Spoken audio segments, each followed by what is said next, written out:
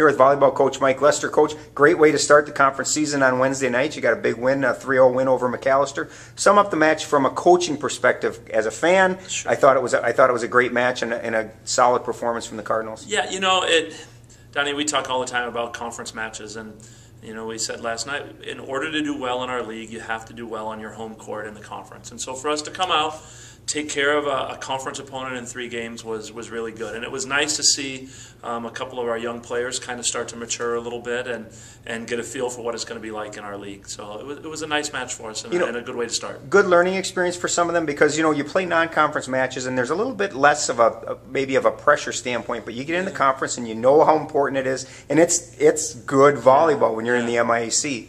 Yeah, it's one of those things where you're playing tournaments and you have another match. You have the next match right away, So you've got 4 matches over 2 days.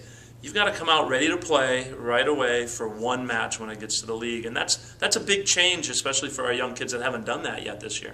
I thought one of the interesting things last night, the performance of your setter, Lexi Asimos, in just that she was more of an attacker as much as she was a setter. She finishes with 8 kills, and for a setter to do that, that's a nice weapon to have. Yeah, it really is, and it's something that Lexi's been working really hard on.